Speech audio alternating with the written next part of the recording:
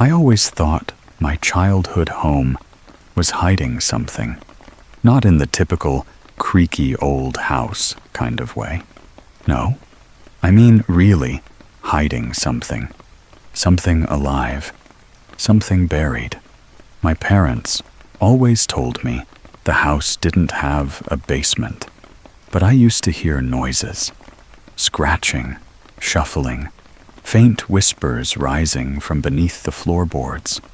I thought I was just imagining things, until the day I broke through the laundry room tiles and found a staircase no one should have ever built, leading straight down into darkness. And waiting at the bottom, a photograph of my family. But someone else was in the picture, someone who looked exactly like me. Before I tell you the rest, if you're drawn to stories buried in shadows, to secrets that rewrite reality, subscribe to this channel. It may be the only way I survive what's coming next. After my parents died, I returned to the house alone. It sat at the end of a forgotten dirt road, surrounded by pine trees that looked like they hadn't moved in decades. No neighbors, no sound, just the creak of old wood settling into itself, and the heavy silence that fills a house once its voices are gone. I hadn't been there in over 10 years. Everything was exactly how I remembered it, and somehow worse. The air felt thicker, like it resisted me being there. There was jade in places that should never collect dust. Family photos on the walls, smiling faces, mine included, staring down at me like strangers. The floorboards still groaned under my steps, especially in the laundry room. That room always made me feel sick as a kid. Back then, I used to tell my parents I heard something under the floor. They always dismissed it with a smile and said, "This house doesn't have a basement, Raphael. You just have an overactive imagination." But now, I was an adult, and what I found under that room proved they were lying. It started with a renovation. I wanted to sell the place, maybe finally be free of it. The contractor I hired mentioned something strange, said the tiles in the laundry room sounded hollow. He thought it might be water damage. But when we pulled up the floor, there was no moisture, only a hidden trap door sealed with rusted nails. We pried it open. The smell hit first. Damp earth, mold, something older. Then I saw it. A narrow spiral staircase, carved into stone, disappearing into blackness. It shouldn't have been there. The house was built on a single concrete foundation.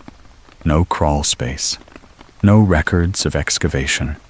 No way this could exist. I descended slowly, flashlight shaking in my hand.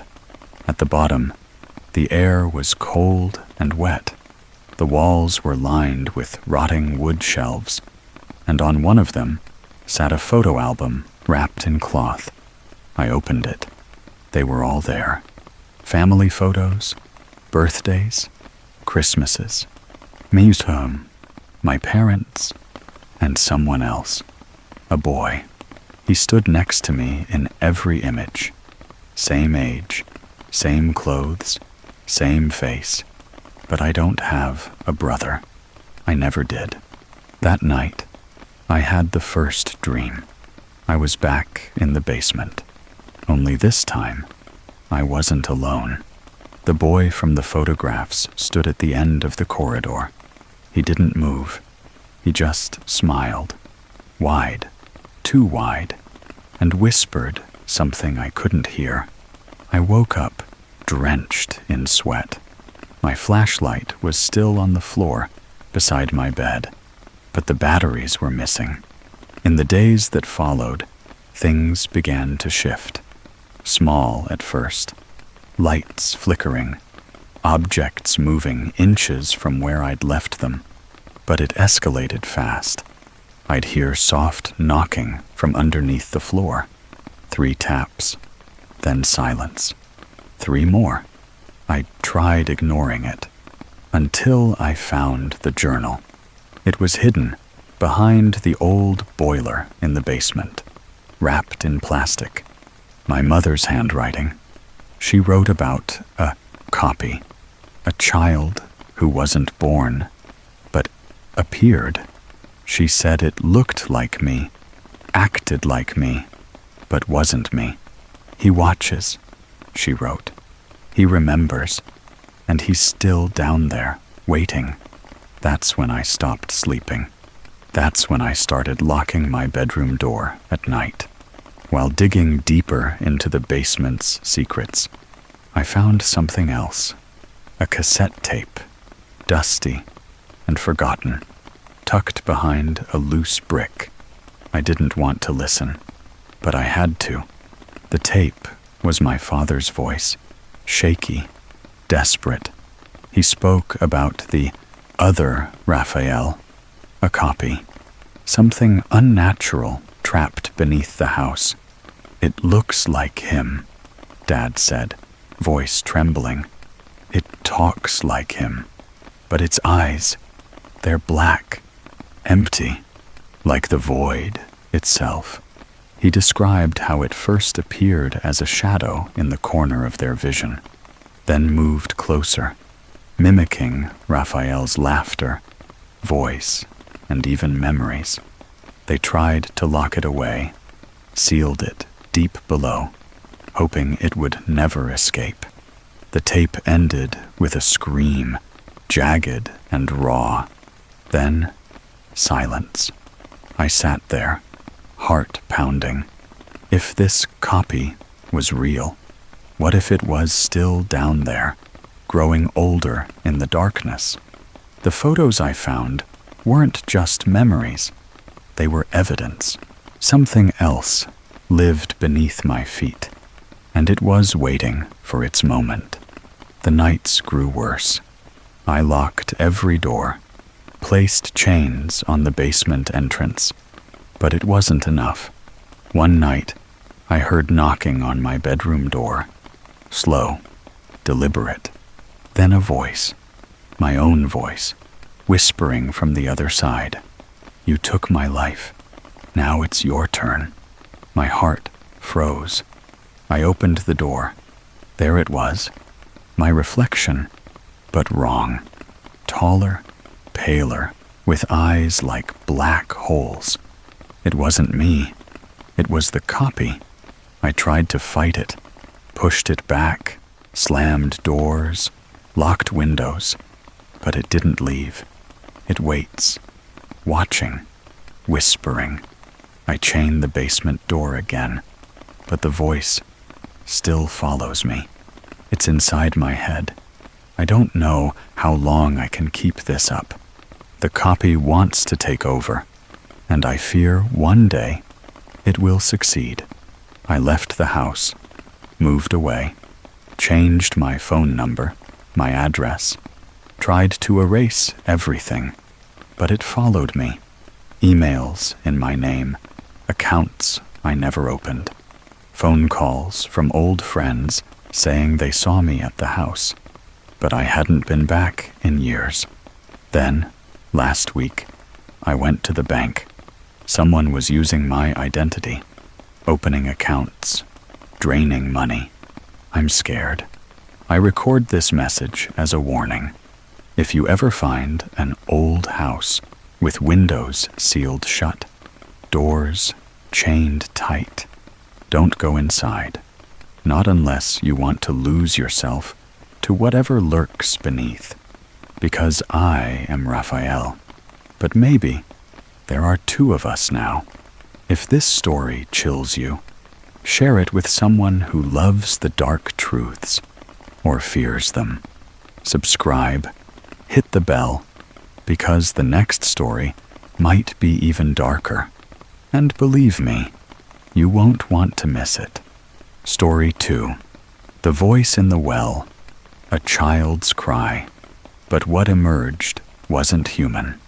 They say if you hear crying coming from a well, you should never look inside. Some say it's just a trick of the wind. Others say it's something older, something that remembers your name even before you were born. On the first night, Thomas did look, and what he saw staring back at him weren't eyes. They were holes, black, bottomless, blinking with hunger, and two pale, wrinkled hands were pushing something back down, something that screamed like a child, but didn't move like one. That was the beginning of everything that went wrong. Thomas never believed in ghost stories. He was a man of the land, a realist. But the moment he inherited his uncle's farmhouse, he stepped into a story that had been buried alive and was clawing its way back to the surface. This is not just a story about a haunted well. It's about the thing that lived inside it, and the silence that devours anyone who listens too closely.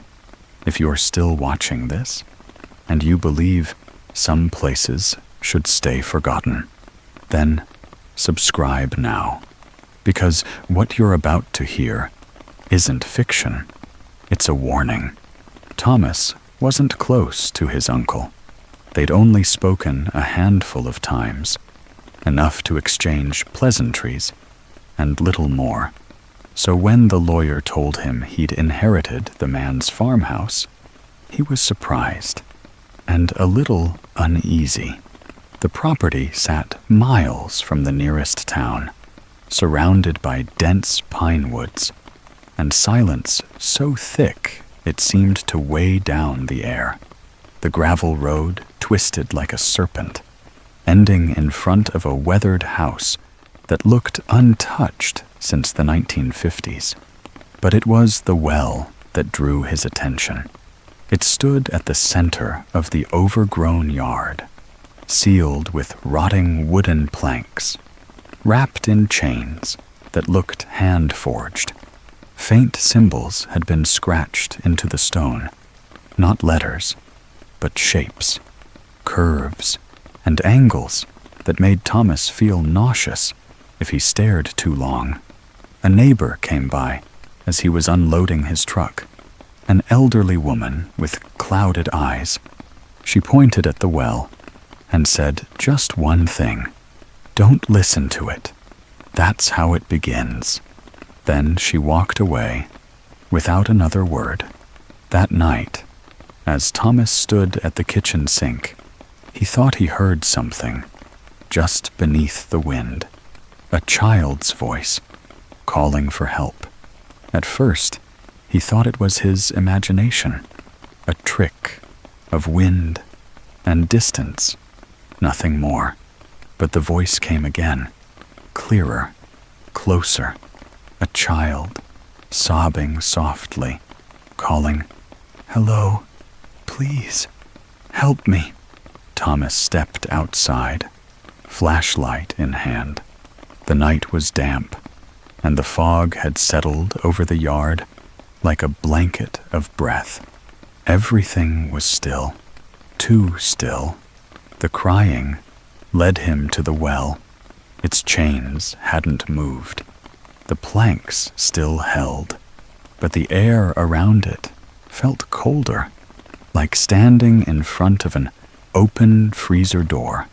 He leaned over, careful, shined his light down the hole. Nothing, just darkness, stretching far beyond where his beam could reach. But he felt something, a tug, not on his hand, but in his mind, like something below had noticed him. Back in the house, he tried to shake it off, until he found the picture. It had fallen from the hallway wall, a black and white photo, framed in cracked glass. Thomas, as a baby, held by his uncle, and beside them, a third child, unlabeled, unfamiliar, a small boy with dark, unfocused eyes, and an expression too empty for any real child. Thomas had never seen this photo before, and he was sure there was no third child in their family. The crying didn't stop. Every night, it returned, always just after midnight. Always the same voice, the same words. "Please, I'm cold. It's so dark." Thomas began recording the sounds, but in the playback, there was nothing, only static. He tried sleeping with headphones on, but the voice seeped through. Inside his dreams, the child spoke in riddles. Sometimes it sounded like a plea, other times, a warning. One morning, exhausted and desperate, he returned to the well. He brought rope, a flashlight. He was only going to look, to prove it was nothing. He lowered himself just a few meters in, until the stone walls grew slick, and the air turned thick and metallic. There were scratches on the inside, dozens, hundreds, small finger marks etched into the stone like someone or something had tried to climb out. And deep in the darkness, below the reach of his light, he heard breathing, not crying, not whispering, just long, slow breaths, like lungs too large for a child, like something pretending to be human, waiting in the dark. Thomas climbed out, trembling. He didn't speak for the rest of the day, but that night, as he tried to sleep, the child called him by name. It began to unravel when Thomas searched the attic. Behind an old dresser, he found a wooden trunk sealed with wax and twine. Inside were letters, yellowed with age, and a leather-bound journal belonging to his uncle. The entries were fragmented, rambling, filled with paranoia, but one word kept repeating: the Hollowed. His uncle described a group, not quite a religion, not quite a cult, that had once thrived in the area. They believed the well wasn't just a hole in the earth, but a passage, a mouth, they called it, the mouth between worlds. They made offerings, animals first, then children. They believed that if the mouth was fed, it would remain sealed. If it starved, it would call out.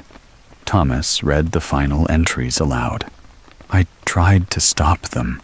I sealed the well, buried the names, but it remembers. It still speaks to me in the voice of the boy I let die. It wants a parent, a guardian, and if I don't answer, it will find someone else." Thomas dropped the journal and backed away, because outside, near the well, a shape moved, small, pale, and watching. Thomas didn't sleep that night. He sat by the window, staring at the well. The crying had stopped. Now, it was humming, low, rhythmic, like a lullaby in reverse, sweet but wrong.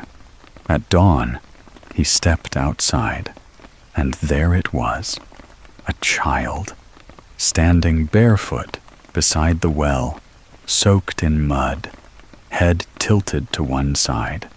His clothes were tattered, skin pale, and stretched too tightly over thin limbs.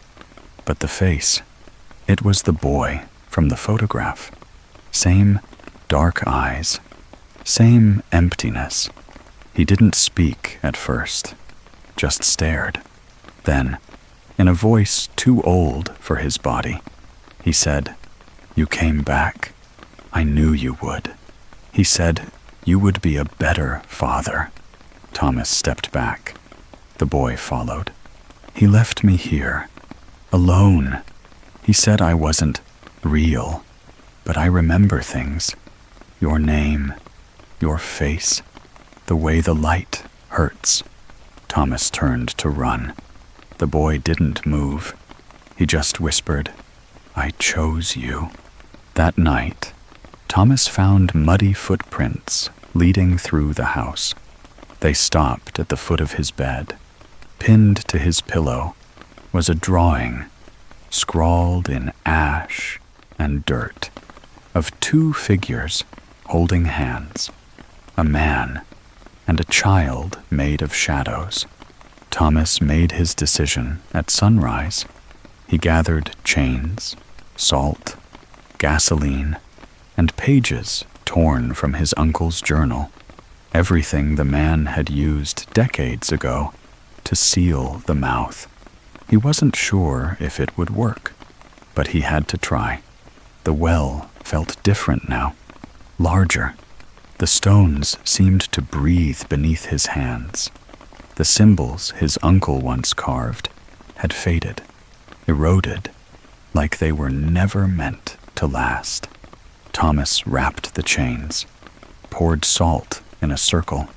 He whispered the phrases scratched in the margins of the journal, words that tasted like ash on his tongue. Then, without thinking, he looked down. This time, something looked back, a face, staring up at him, smiling. Its eyes were endless pits, and its mouth opened slowly, too slowly, revealing rows of teeth that didn't belong in any human mouth. From behind him, a voice. Why are you leaving me, Father? He turned. The boy stood at the edge of the salt circle, skin now crawling with something just beneath, like worms under thin paper. I don't want to be alone again. Thomas screamed and dropped the match. Flames erupted, engulfing the well. The creature shrieked, a sound that cracked the windows and rattled the trees. But when the fire died, the well remained, unburned, and the child was gone. For now, Thomas was never seen again. The neighbors noticed the lights on for weeks, but no one answered the door. Eventually, the farmhouse was listed for sale by the state, abandoned, legally transferred. The new owner, a real estate investor, found the house mostly intact, except for the bedroom. There, on the pillow, was a drawing, two figures holding hands, a man and a shadow. And in the living room, tucked beneath the floorboards, was a sealed envelope addressed to whoever hears the crying. The letter read, "The child is not a child. It is a mouth, a vessel, a memory of something that never lived. He chose me because I listened. I listened too long, and now I can't remember who I was before he called me Father. Do not speak to him. Do not descend. And whatever you do, never answer when he cries. The well is still there. The chains are rusted. The boards are cracked. And some nights, just past midnight, a faint voice rises through the fog. Please, I'm cold. I'm so dark." If this story chilled you to the bone, share it, because some voices echo louder when more people hear them. And if you're not already subscribed, now's the time. You never know what you might hear next. Story 3. Apartment 206 doesn't exist, but someone's living inside. I started working night shifts as a temp doorman in an old building downtown. Nothing fancy. 10 floors, Mostly retirees and tenants who kept to themselves. The kind of place where nothing ever happens. And then, all at once, it does. My second night, I noticed something strange. The floor plans they gave me listed 20 units, but when I walked the 6th floor, there were 21 doors. The extra one? Apartment 206. It was tucked at the far end of the hallway, past a flickering sconce and a fire extinguisher that looked older than I was. Out of curiosity, I asked the building manager.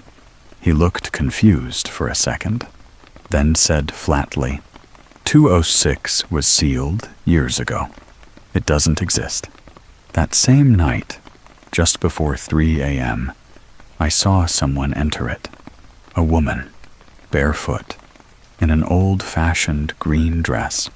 She didn't glance at me, just walked up to 206 and vanished inside as the door closed by itself. I froze. There was no sound, no lights turned on, no footsteps inside. The hallway went silent again, like nothing had happened. But when I checked the camera feed later, 206 wasn't there. The footage skipped, like that part of the building didn't exist. If you've ever walked down a hallway and thought, that door wasn't there before, you might be right. Subscribe now, because some doors don't lead anywhere, and some lead to you. The next day, I got hold of the building's blueprints. At least, that's what I thought. The official documents showed 20 apartments per floor, no 206. But walking the 6th floor again, I measured the hallway with my phone's laser. There was definitely a space between units 205 and 207, a gap just big enough for a door. I asked around. No one wanted to talk about it. An old tenant whispered, 206 was sealed off after a disappearance. They painted it red on the plans. Officially, it's not there. Curiosity turned into obsession. I dug deeper and found an older blueprint, dated 1980. Apartment 206 was clearly marked. There was a red stamp next to it. Closed 1984. Incident unresolved. Why seal a door and erase it from all records? That night, I brought the blueprints to the lobby and set them on the desk. When I returned in the morning, the papers were gone. No one admitted to taking them. And every time I asked about 206, I was met with silence, or worse, cold, warning looks. One tenant said simply, "Don't touch the doorknob, even if it calls your name." I decided to set up a hidden microphone outside 206. Night after night, I recorded.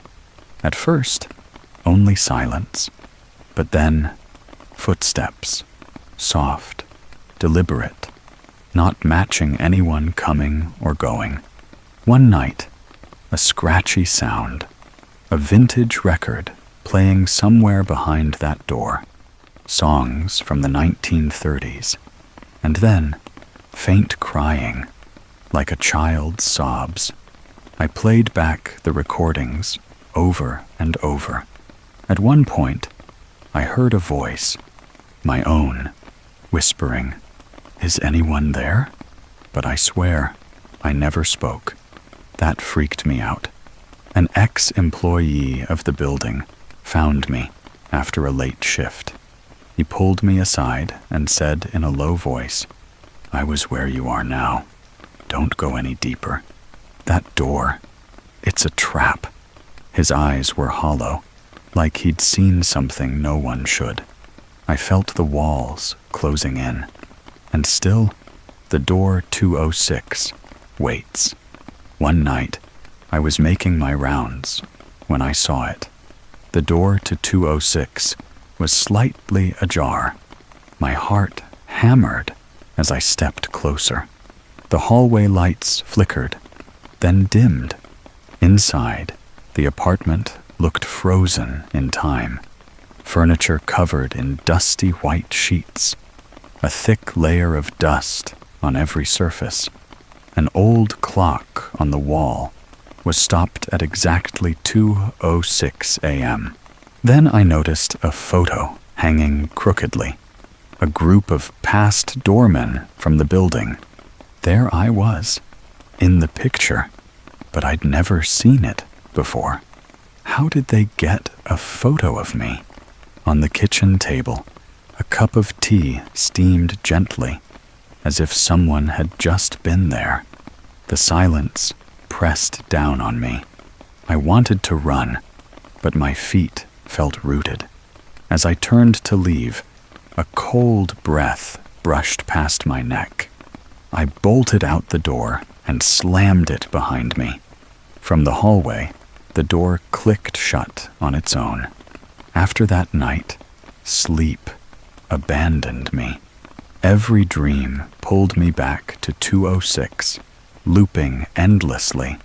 I'd walk its halls, hear knocking inside the walls, slow, deliberate beats. An old tenant told me stories about the apartment. A woman once lived there, disappeared after claiming the walls whispered to her. One evening, staring into the hallway mirror, I caught my reflection flicker, my eyes shifting out of sync, lips moving silently. A voice, barely a whisper, filled my head. I'm already inside. I started to question everything. Was I really alone? Or had 206 already claimed a piece of me? Every creak, every shadow felt like a sign, and the more I resisted, the stronger the pull became. I knew I had to face it. Returning to 206, I pushed the door open without hesitation. Inside, everything was the same, yet impossibly wrong. The window showed a night sky I'd never seen. Constellations, twisted and unfamiliar, stars burning cold. I approached the mirror. My reflection smiled, but it wasn't me. Its eyes gleamed with something dark, something ancient. Behind me, the door slammed shut. The record player started spinning on its own, music warping the air. Then it appeared, shifting forms that blurred between the woman who vanished years ago and my own face twisted in a cruel grin. It whispered, "Everyone who steps here becomes part of the same story. You are next." I tried to scream, but no sound came out. The apartment was alive and hungry. Time lost all meaning. Seconds stretched into hours. Hours collapsed into moments. Voices echoed all around me, calling my name in whispers and shouts. Familiar voices, strangers' voices, even my mother's voice. I looked out the window and saw the building empty and abandoned, decay spreading like rot. I understood the truth. 206 isn't a place. It's a trap, a living nightmare that feeds on identity. I was becoming someone else, or nothing at all. On a dusty desk, I found an old diary. The last entry read, "When the door closes behind you, you stop being yourself, and the apartment breathes for you." I screamed into the void, but no one heard. I was lost. Weeks passed. I vanished without a trace. The building got a new doorman. One evening, he explored the 6th floor and noticed a door, number 206. Confused, he asked the manager, "They say that apartment doesn't exist anymore." the manager replied nervously. "But it's here." The new doorman reached out and touched the doorknob. A whisper floated from the other side. "I am you." The hallway darkened. The air grew heavy. Some doors led nowhere. Others lead to you, to what you fear most.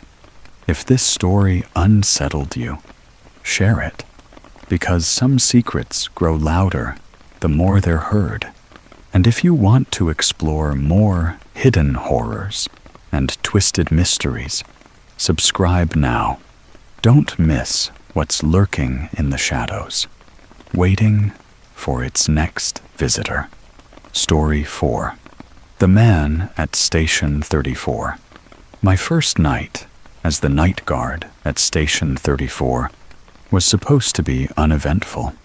The station's been closed for years. No trains, no passengers, just cold echoes bouncing off empty platforms. But at exactly 3:34 a.m., everything changed.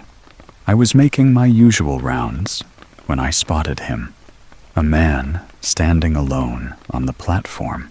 No coat, no bags, just there. He didn't look like any passenger I'd ever seen. His eyes were too still, his posture too rigid. I called out, but he didn't respond. Then the station doors slammed shut behind me. The lights flickered, and before I could react, the man vanished. Just like that. No footsteps, no sound, no sign that he was ever there. I checked the security footage.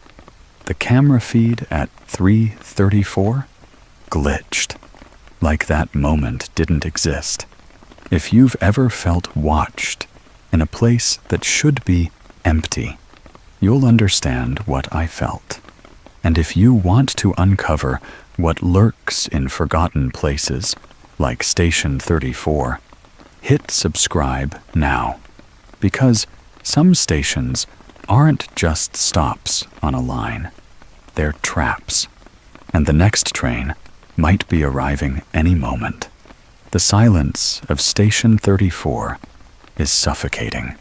Every step echoes endlessly down empty corridors, lined with peeling paint and rusted railings.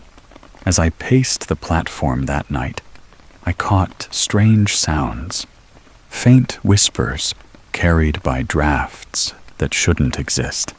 I checked old records in the city archives the next day. The station had a dark history, decades of disappearances, all unexplained. Passengers who vanished between trains, never to be found.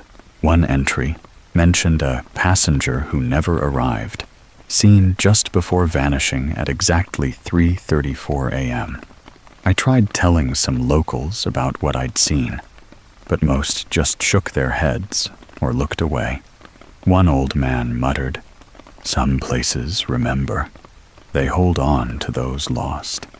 That night, the feeling of being watched grew stronger. I swear I heard footsteps trailing me, but when I turned, no one was there. The air grew thick, heavy, like the station itself was holding its breath. I kept glancing at the platform's far end, half expecting to see that man again. He was there again, standing perfectly still, just beyond the yellow safety line. This time, I was ready. "Who are you?" I called out. No answer. His eyes didn't blink. His face didn't move. I took a cautious step forward. He didn't react. Something was wrong. He didn't seem human. I noticed his skin was pale, almost translucent. His clothes looked outdated, as if he belonged to a different era. I tried reaching out, but he vanished into thin air, like smoke in the cold night. Since then, he's appeared at random places around the station, always watching, never speaking. The lights flicker when he's near. Doors slam shut without warning. I can't shake the feeling that he's here for me. I'm beginning to question what's real, and whether I'm already part of this forgotten station's endless story. The more I saw him, the more impossible it became to escape his presence.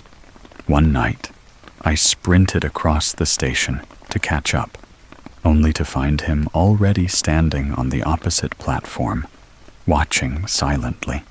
He wasn't bound by the normal rules of time or space. Doors slammed without wind. Lights flickered like warnings. Whispers turned into desperate cries. My hands shook as I tried to steady myself. Was this haunting real, or just my mind unraveling? The station seemed alive, folding in on itself, twisting the corridors like a maze with no exit. I started keeping a journal, trying to anchor myself to reality. But every entry felt less mine, as if the station was rewriting my thoughts. Sleep became a stranger. Every dream dragged me back to that platform, where the man waited, patient and unblinking. One evening, I caught a glimpse of his face in a reflection, not quite human, more a void staring back. That's when I realized I wasn't hunting him. He was hunting me. Desperation pushed me to dig through old newspapers and city records. The station's history was darker than I'd imagined. Countless disappearances, passengers lost without a trace. Most baffling were rumors of a passenger ghost seen just before each vanishing. The dates all pointed to 3:34 a.m., the time I first saw the man. I found a chilling report about a train crash decades ago, long erased from public memory. Some said the station itself was cursed, a loop where lost souls lingered. I shared my findings with a retired conductor, who warned me to leave before the station took me, too. But I couldn't stop. The man was waiting. That night, I confronted him on the platform. The man stood silent, as if waiting for something. I asked, "Who are you? What do you want?" His eyes finally moved, slow, deliberate, and he spoke in a voice like wind through broken glass. "I'm not a passenger," he said. "I am the destiny no one dares to face." The words chilled me to the bone. He explained, cryptically, that the station wasn't just a place. It was a threshold, a trap for souls caught between time. Those who crossed his path were condemned to wander forever, lost in a liminal space where past and future blurred. I wanted to run, but my legs wouldn't move. His presence warped reality. The walls pulsed. The floor shifted beneath my feet. He whispered, "The clock always strikes 3:34 here.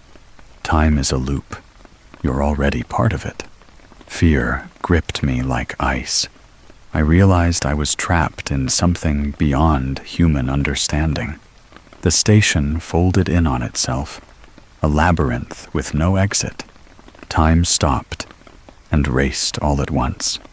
I was caught between moments, slipping through cracks in reality. Voices echoed, calling my name from distant platforms. I saw reflections of myself, older, broken, desperate. The man watched, waiting.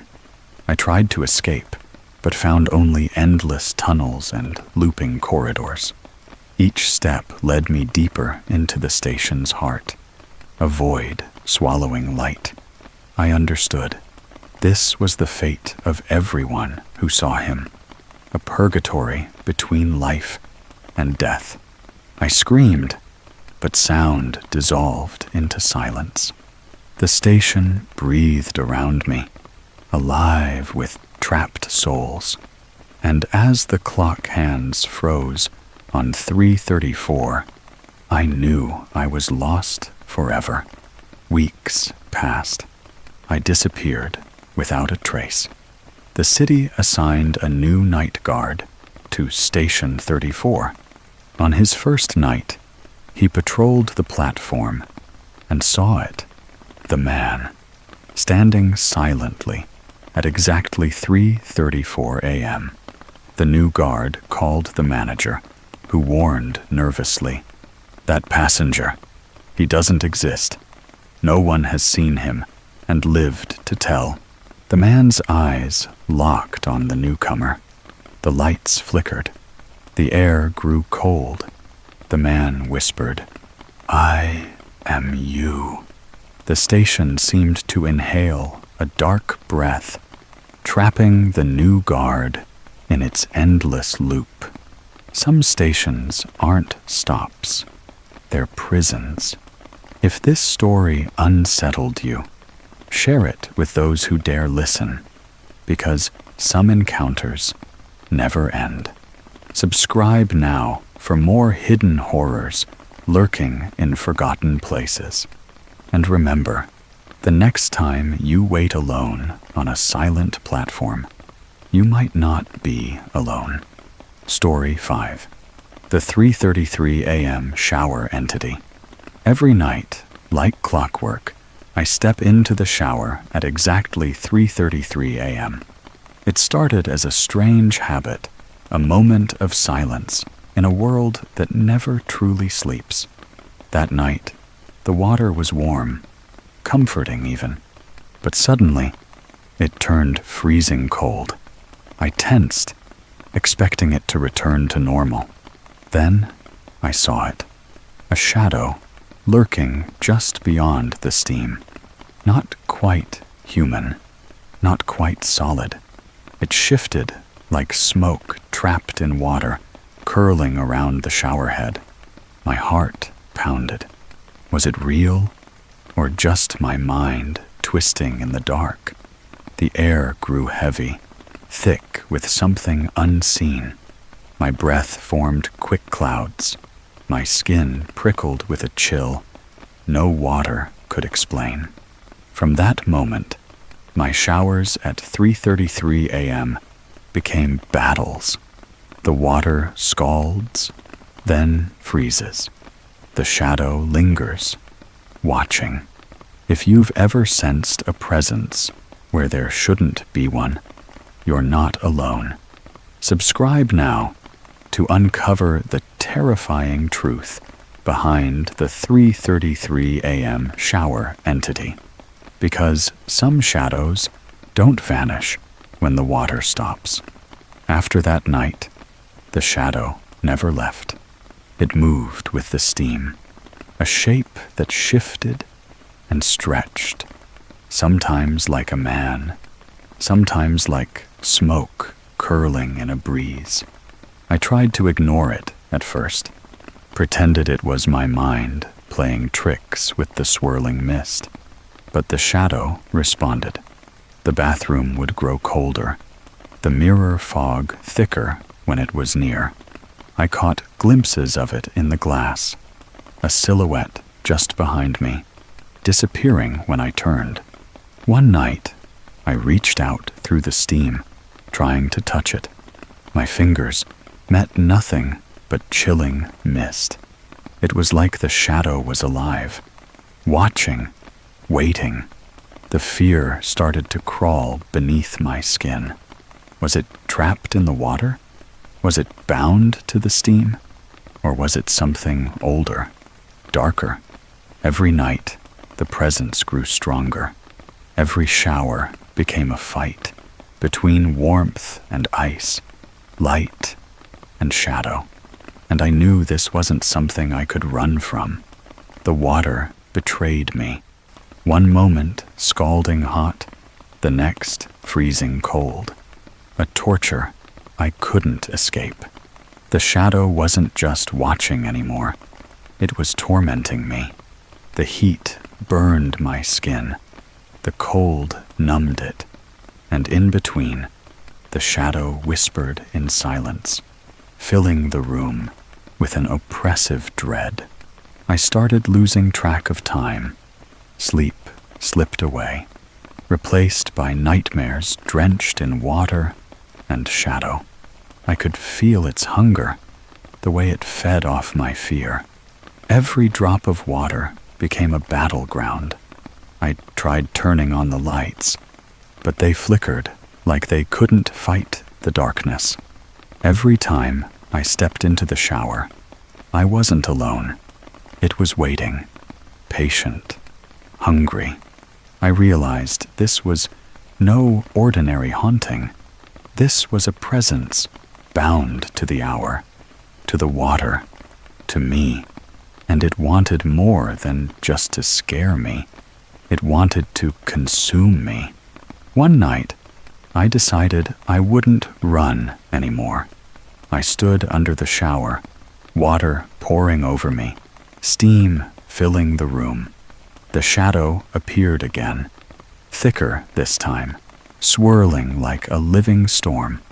I spoke to it, demanded it leave. But instead of fear, I felt something else, a hunger. It whispered in a voice like cracking ice. I feed on your fear. You cannot defeat what sustains itself on you. Panic surged through me as the water turned icy cold, then burning hot. My skin felt like it was splitting apart. I tried to shut off the water, but the knob wouldn't turn. The shadow pressed closer, its shape melting into mine. I was trapped. That night, I learned the truth. Confrontation only feeds it more. My fear was its power. The bathroom became a nightmare. The shower mirror warped, twisting reflections into grotesque shapes. One night, the shadow reached from the glass, tendrils of darkness curling toward me. It tried to pull me inside, into a cold, liquid void. I screamed, fighting with every ounce of strength to stay grounded in reality. But the lines blurred, time folded, water turned to ink. My mind cracked.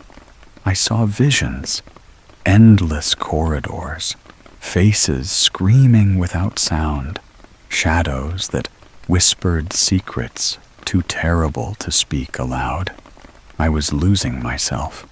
The shower was no longer a place of cleansing. It was a prison, a trap designed to break me down piece by piece.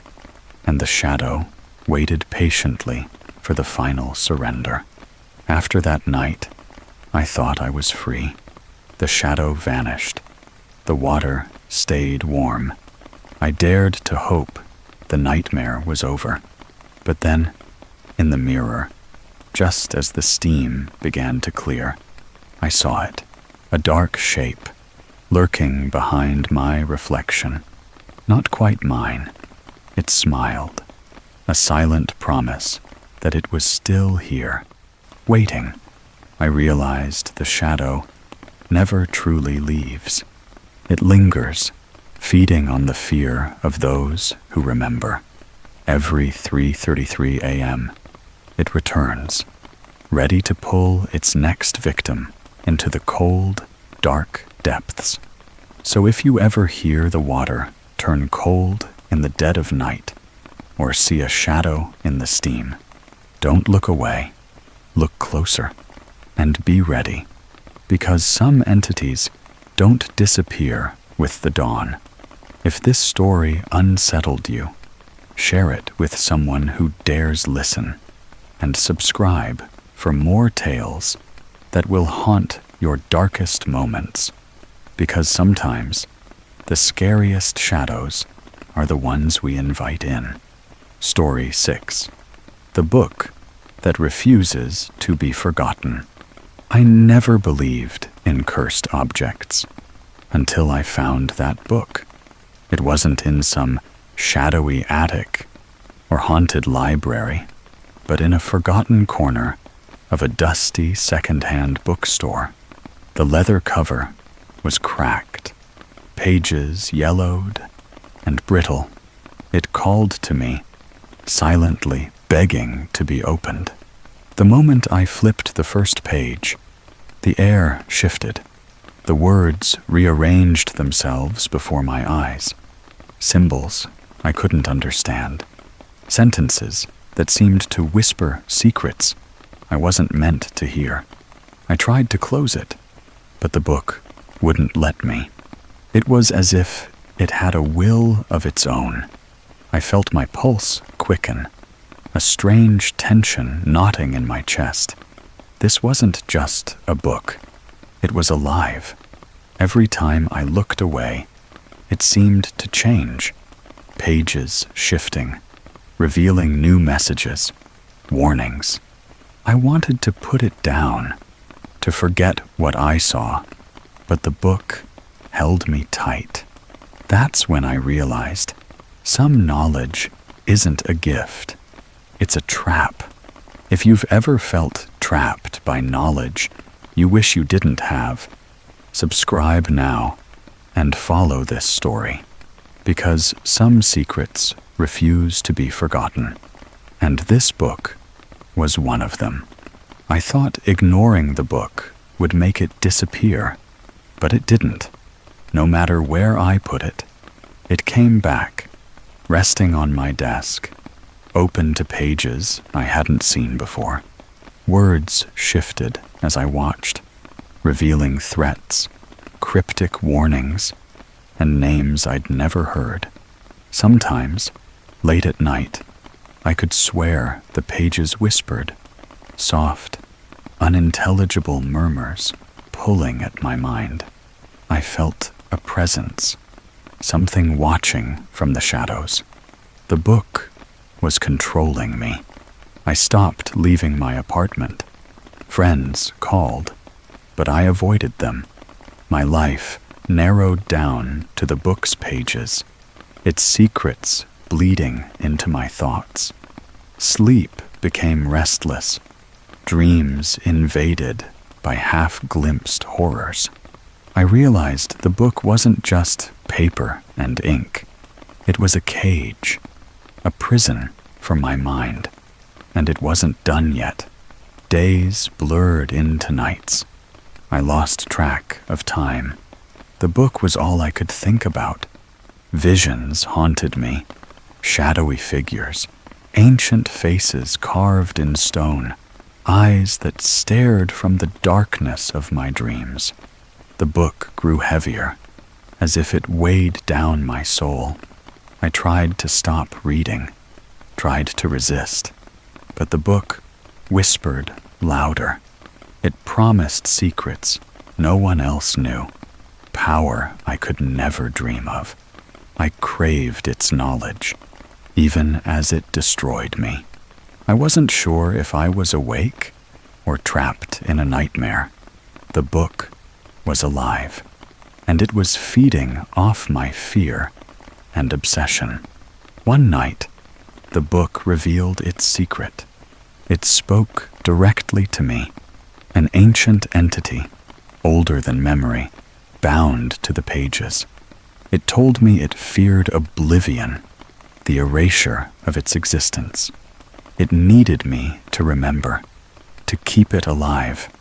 Every word I read, every secret I uncovered, gave it strength. It wasn't a book. It was a prison, a vessel, and I was its warden. I realized then the book wasn't cursed by accident. It was made to survive, to trap souls. And now it had mine. Desperate, I tried to destroy it. Fire, water, tearing pages apart. Nothing worked. Every attempt only made it stronger. The words shifted faster, rewriting themselves. The book began rewriting my life. Memories twisted, faces changed, reality blurred. I became a prisoner of my own story, written by the book's cruel hand. It held my fate. I was no longer the reader. I was the story, and the story wasn't finished. One morning, I woke to an empty room. The book was gone, but it wasn't lost. I knew it would appear again, in another forgotten bookstore, on another dusty shelf, waiting for the next reader, for the next prisoner. Some stories never end. Some books refuse to be forgotten.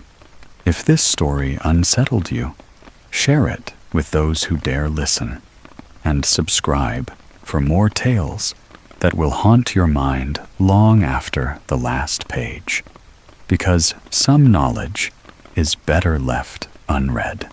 Story 7. The Voice in the Well of the House Across the Street. I never thought much about the house across the street. An old, crumbling structure, abandoned for decades. Windows boarded up, garden overgrown, a well hidden deep in the backyard, forgotten by everyone except the wind that whispered through its cracks. Most nights, the street was quiet, too quiet. But one night, as I stood by my window, I heard it, a voice. Not a shout, not a whisper, but a desperate scream, echoing from the well in that cursed yard. It froze me in place. I pressed my face to the glass, trying to make sense of the sound. Who would be trapped there? Or was it something else? The voice called for help, raw and broken, a plea that twisted my gut. I wanted to look away, to convince myself it was just the wind or a stray animal. But I couldn't. That night, I made a choice. I would find out what was screaming from that well, and what I discovered would change everything I believed about fear. If you've ever heard something you weren't supposed to, subscribe now and follow this chilling story, because some voices never stop calling. The next night, the voice came again, louder this time, more urgent. I tried to ignore it, convincing myself it was some prank or the wind playing tricks. But the voice didn't stop. It wasn't random. It was trapped. I stood by the window, staring at the dark yard where the well lay hidden beneath shadows and tangled vines. Something wasn't right. Then came the noises, soft scraping, like nails against stone. I felt watched. My skin prickled. At midnight, the voice grew desperate, pleading for help. I stepped outside for the first time in weeks, heart pounding, drawn to the yard like a moth to flame. The grass was wet with dew, and something else, something I couldn't place. Near the well, I saw strange marks carved into the wood surrounding it, symbols, ancient, and beneath them, a faint wetness. I touched it, cold and sticky. I wasn't alone. I could feel eyes on me, unseen but heavy. The voice screamed again, louder, rawer, more human. I had to know, but what I found next would pull me deeper than I ever imagined. The following days were a blur of unease. Every sound outside made me jump. The voice echoed in my mind, refusing to be ignored. I couldn't stay away. I returned to the yard, inspecting the well in daylight. Its wooden cover was rotten, barely holding back the darkness beneath. I shone my flashlight down the shaft. Just blackness. but a faint smell of damp earth and something else, decay. On the ground near the well, I found scattered objects, old toys, a rusted locket, and a torn photograph of a child. I pocketed the photo, a cold chill creeping up my spine. That night, I researched the house's history, stories of disappearances, of children lost without trace. Locals whispered about curses, about a family torn apart by tragedy. The well was said to be a gateway, something dark buried beneath it. Back in my apartment, shadows stretched long, the silence broken only by distant voices. I felt watched, haunted. My dreams were filled with flickering lights and muffled cries. And every time I tried to pull away, the voice in the well called louder. It wasn't just a sound. It was a summons, and I was answering. One stormy night, I decided to face it. Lightning flashed as I stood by the well, rain soaking through my clothes. The voice screamed in agony, unnatural and twisted. Suddenly, the water in the well churned, black ripples spreading across its surface. A shape emerged, indistinct, shifting like smoke. Eyes, deep, endless voids, locked on mine. The voice wasn't human. It was something older, a presence that didn't belong in this world. Time seemed to warp, the air thickening. I tried to step back, but my feet felt rooted. The figure whispered secrets, too terrible to speak aloud, filling my mind with madness and despair. I realized then that the well was a prison, and this thing was trapped inside. But it wanted out, and it needed me to help. I fought to break free, but the darkness wrapped tighter. My world shifted, reality bending in ways I couldn't understand. I was losing myself. The voice wasn't just calling anymore. It was demanding. Trapped between worlds, I tried to resist, but the presence was relentless. Every attempt to run only drew me deeper into the nightmare. The line between past and present blurred. I saw visions of the house's tragic history, the sorrow, the rage, the darkness that consumed it. Faces appeared in the shadows, twisted by pain and hatred. The well wasn't just a well. It was a doorway, a wound in reality. I screamed into the night, fighting against the unseen chains. The voice mocked me, echoing through my mind, pulling me closer. In one desperate moment, I reached into the well's darkness. Cold grasp met my hand, a touch like death itself. The entity whispered a final promise. It would never let me go. I was caught in its web, a prisoner of the well's endless call. Morning came, but I was gone. My apartment was empty, the door swinging open in the breeze. The house across the street stood silent, the well waiting, and from the depths, the voice called again, a new scream, a new plea. The cycle would continue, because some voices never stop calling. If this story chilled you to the bone, share it with those brave enough to listen, and subscribe for more tales that will haunt your darkest nights. Be careful where you listen in the dark. Some sounds are better left unanswered.